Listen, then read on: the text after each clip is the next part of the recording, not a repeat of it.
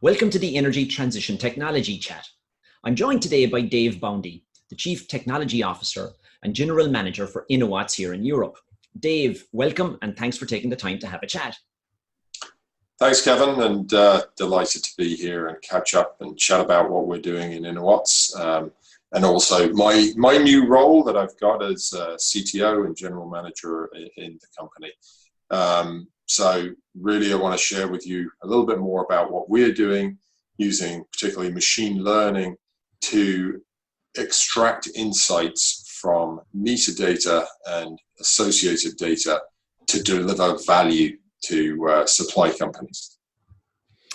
Now, Dave, we've known each other with a bunch of years. We've worked together in previous companies with Intel.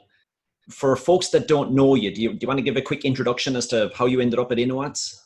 Yeah, sure. So as you said, spent a good bit of time in Intel.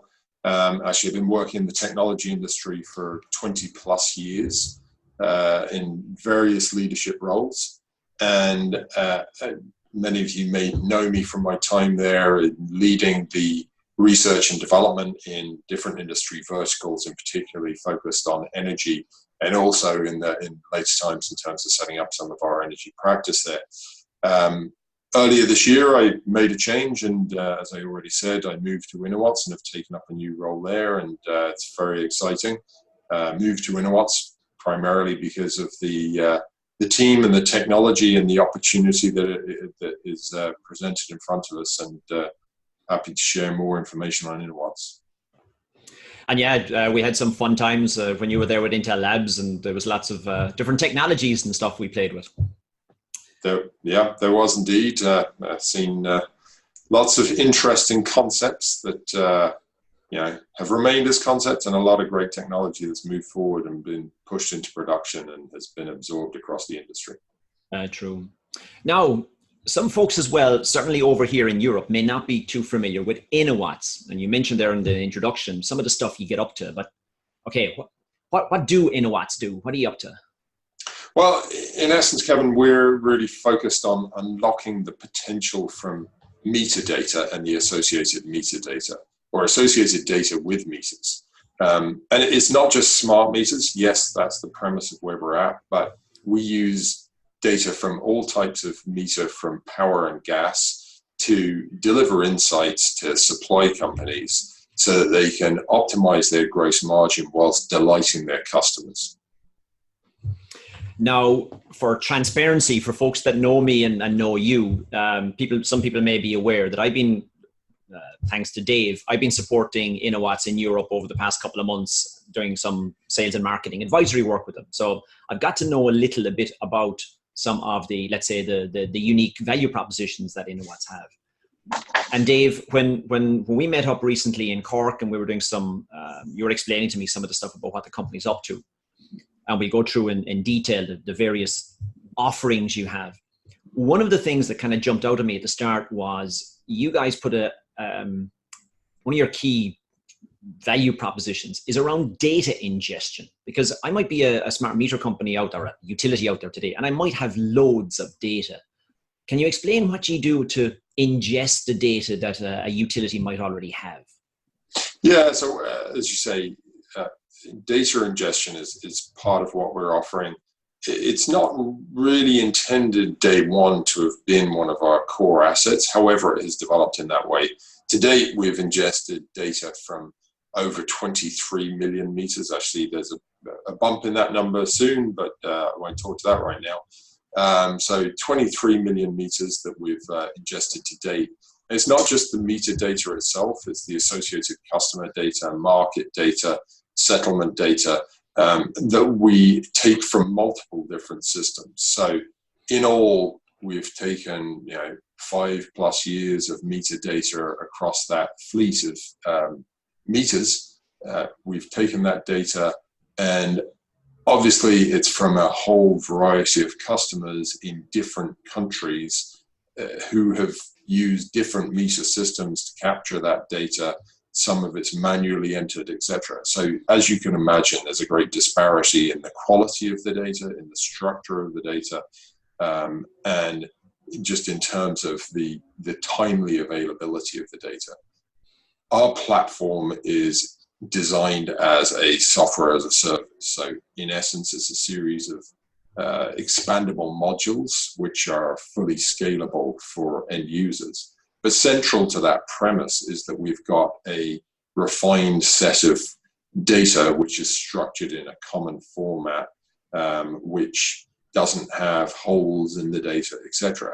So as part of our platform, what we've developed as part of that ingestion process is a data diagnostics tool, which can, in essence, take any data set, can identify the anomalies in that data set, can normalize some of those issues, can provide, in essence, a scoring of the data quality, and apply algorithms to actually do some of the corrections to it.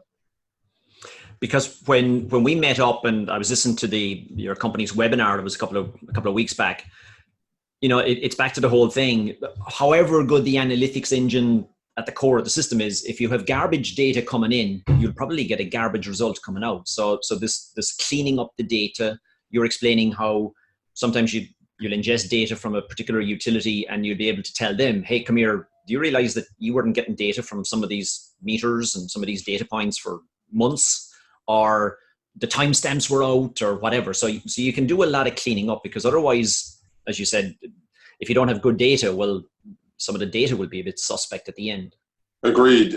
And just even in that ingestion process, some of the insights that we've been able to deliver to our customers are, you know, varied. As you've said, there's large chunks of data missing, can potentially identify theft or kind of incorrect data processes. So we've been able to provide a lot of that input back to our customers that has enabled them to go and correct their processes and drive efficiencies in their back-end systems. You mentioned you have modules or something. What yeah, that's correct. So actually, let me just share my screen, the easiest at this point. What we're seeing now is, in essence, the Innowatts eUtility Platform. So from the left-hand side, as you're looking at your screen, you see that we're taking that ingestion stage that I just talked about. So this is where we're consuming or absorbing the data from the customers, and where we're running our data diagnostics on that data. The next phase in our first module, and really it's works at the center of our platform, is used across all of the different modules, is our predictive core analytics. And what this is really doing is looking at the individual meter. It's doing load disaggregation for that individual meter on 3 key parameters, first of all. So that's identifying base load, time-sensitive load, and weather-sensitive load. Once we have that, we can then do further disaggregation on key energy usage categories, such as heating, cooking, lighting, entertainment, etc., and provide that insight. Some of the other insights that come out at this point, and a recent customer, we were able to identify that they had 5,000 solar installations in their customers' properties that they didn't know about from the population of meters that we were analyzing. Other things that we do here within core analytics is we develop load clusters. So this is where we're looking at the individual meters, and then we're aggregating them in clusters of similar profiles. And this really is intended so that it can be used further on in the process. So for example, for developing tariffs for the customer, that we can see, okay, there's 6 common profiles, what are the appropriate tariffs? And I'll talk more to that in a minute as we go into the other modules. Central to our offering has, and I suppose has been a leading component that we've managed to work with all of our customers on, has been our precision forecasting. So forecasting in terms of load forecasting isn't anything new in the market. So why are we playing in this space? Central to it is that we've got a different approach. As I mentioned at the start, meter data is central to our approach. And we take that meter data and we provide a meter level forecast. And we do what we call a bottoms up forecast, which is different to the general industry approach, which comprises of a tops down forecast, which is looking at an overall portfolio level. But as part of that, we do hyper localization of weather. So we're localizing weather in essence to every single meter and being able to provide that up. And that is the core of what enables our differentiation in relation to metering. Oh, sorry, I should say in relation to forecasting. And we've seen great results on that so far. Recently, there was an extreme weather event in the Texas market. This is actually August, so last month, where a couple of days the wholesale price went over $9,000. We had customers who actually thanked us after the event to say that, you know, we actually saved their bacon that day by providing them with higher level accuracy forecasts. And it wasn't just that we were providing them with that more accurate forecast. We had another data point in relation to that, in the sense that we do a system level forecast. So we were doing a system level forecast for the ERCOT market, and we beat their forecast by 25% in those critical times. And you had I've seen a couple of press announcements and press releases around that, and you know, people speaking publicly about that. So we'll share that in some of the videos. Yeah. And you know, one of the things when I started to get to know the company, you talk about smart meter data and everything. Oh, smart meter data. But you know, as here on the slide, you also ingest, as you say, the weather data, and you can localize that down almost to my house, right?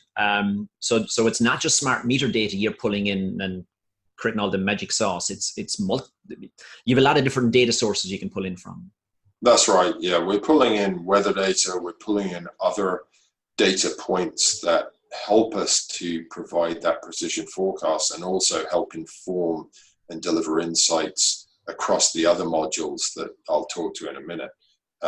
But included in that data set, for example, is in certain instances, it might be customer tariff related information, so that we can identify, are they on the right tariff? Is there a better option, or could you design a better tariff that would be more suited to that customer? We include data that enables us to really provide personalized insights to that consumer, so that they can optimize their energy usage, but not in a reactive way, very much in a proactive way, to prevent any bill shock, as an example. Again, I can talk more to that in a minute. Now, you mentioned, and just switching back here to the slide, you have multiple modules. Do you want to quickly go through what some of the other modules that you offer are? Yeah, that'd be great. So I mentioned the precision forecasting, and we do that for both short-term and long-term. Also do it for generation. So that's looking at solar generation, wind generation, etc. The next piece is our risk and COGS transparency module. This is really about identifying how much risk have you got exposed to. So taking the forecast data, taking the market data, knowing how much you've got hedged in advance, and being able to incorporate that in a single location where you can view it. So we take data from the ETRM system to understand the hedging, etc., and be able to provide the traders with just a common, easy view where they can see what the position they have in tomorrow's market, or any stage in the future out to whatever period of long-term forecasting they'd like us to incorporate. There's also within this, they can actually push forward trades back into the ETRM system. The next phase is our plan and pricing optimization module, which I alluded to earlier. This is where we're using the forecast, the short-term and long-term forecast, to actually provide a view to the supplier of the impact on their gross margin over time for having different tariffs. And it enables, and this is done down at a half hourly or hourly, depending on the market settlement for the particular market, but it enables them to actually model what is the impact on their gross margin by coming up with a new tariff, for example. Let's just say it's a flat rate tariff, or it's a free on Friday evenings, or whatever it might be. They can quickly put that into this tool and model what the impact is on their gross margin. And also, more importantly, is what's the benefit to their consumers based on the population of consumers that they anticipate would adopt that particular tariff. So that's the plan and price optimization. The next, and I'll talk about the next two modules really together, is around personalized customer engagement and product suitability. So this is where we're using your consumption data combined with other data that we get around known events. So they may be weather events as an example, but whereby we're identifying, okay, here is your trend for energy consumption. We know there's an extreme weather event is likely to occur in the next couple of days.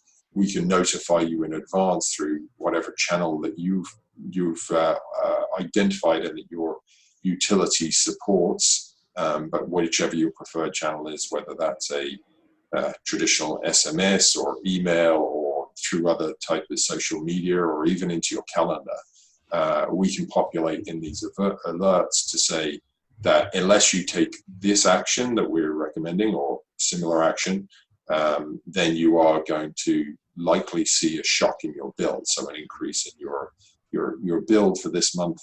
So instead of telling them after the event, we're telling them in advance, enabling them to do something proactive about it. We're also using that similar data to identify where there is potential for additional revenue streams for the supplier. So for example, by identifying the high base load customers in a population, we can see those who in essence have a large vampire load and therefore are susceptible, depending on obviously the geographic area where they live, but say for example to thunderstorms. Now, and this is a practical example with a customer that we have done, whereby we identified that population, linked it to the weather forecast, notified the customers in advance to say, your load is at risk for surges, so you may want to take proactive measures for it in this particular instance, but also we'd recommend in the future that you purchase surge protection devices, and they were offered through a marketplace for sale to the consumer. In addition to that, they were also offered insurance protection coverage for their devices in the event of damage from surges, from storms, etc. That saw a dramatic increase in the uptake. This was an existing program or two programs that the supplier ran, and they showed a dramatic increase because we were able to identify the individuals who were most likely to adopt this. So their return on investment was dramatic. The last module that I'll talk to, and obviously with many examples in those, that personalized engagement and smart alerts and product suitability, with many examples there. But the last module I want to move on to is our grid enablement. And this is again where we're taking a bottoms up approach from the metering level data, mapping it to the GIS data from the distribution network, and being able to provide insights into where are the hotspots, for example, in the network, in terms of transformers that are most likely under pressure. There's maybe secondary substations, for example, or pole-mounted transformers. But in addition to that, and tying in with the product suitability analytics that I mentioned previously, is we can actually identify, well, first of all, where have electric vehicles, as an example, been deployed in the network. So which customers have recently purchased an electric vehicle? And then combined with that, combining our predictive analytics, we can actually predict the trends for adoption in a neighborhood and show where the future hotspots are going to be in the network. So this can then be used to take a proactive approach instead of just investing in copper. You can instead invest in incentive programs to try and rebalance the load. So Dave, when I saw this being presented for the first time, I was going, okay, that's cool. You're getting all of this, using all the analytics, and you're giving all these services out to the end customer and stopping bill shock and. But a couple of the questions I had, and there's only when I asked I found out the answer. If I'm a utility and I take your platform, you give a lot of that, the algorithms out of the box, because this is what you've developed over the past number of years. So as a new customer, I kind of get that out of the box. Is that correct? Yeah. So in essence, what you're inferring or referring to there is our platform is a platform of products. It's a SaaS platform. So, and it's, as I've already described, it's modular. So a supplier, once they sign up and we ingest their data, all of these platforms are available to them out of the box, and all of the different algorithms are available to them out of the box. Now, that's not to say that we just leave them off on their own. We have a team of data scientists who will look at how it can be optimized to their specific market, their specific customer base, etc. But it's all within a common framework. And in fact, if they have their own team of data scientists, they can interact with the modules themselves and with the models to actually tweak them and to optimize the algorithms for their specific needs. They can do this and deploy them into the live environment. They can do it for modeling purposes. So it's really, really flexible to their requirements. But the key is, it is a product. It's available through a cloud provisioned service, which can also be deployed as a private cloud environment, or it can be deployed on-premise. And you know, one of the things we've learned over the years is that, yeah, every utility is slightly different. They have slightly different data. They have slightly different grid architecture. So being able to customize is sometimes that, you know, they do need to be able to tweak the things. Now, the other thing that used to baffle me when I heard this was that you were providing all of this, let's say, predictive analytics in terms of this customer's doing this, so we'll send them alert on that. There's a thunderstorm coming, plug this out. You mentioned earlier, you're able to detect that people had solar on the roof. You had people are plugging in EVs, and I was going, okay, how did you do that? And then you mentioned, you disaggregate the data from the smart meter. Explain. Sure. As I talked about as part of our core analytics module, and as I said, this really permeates throughout the platform. We do a first step when we ingest the data, and we obviously repeat this over time, but we disaggregate the load to identify what is the base load, what is the time sensitive load, and what is the weather sensitive load. So they're the first things that we look at. And obviously we're looking at, in some instances, half hourly, even longer ranges of time that we're looking at that data. Now, obviously, if we're only receiving monthly data, the way that we can do it is we can look at the overall profile that customer is consuming based on, and we can apply models that we've developed through actually more regular data sets. So it's not by any manner or means a perfect science that we're applying here.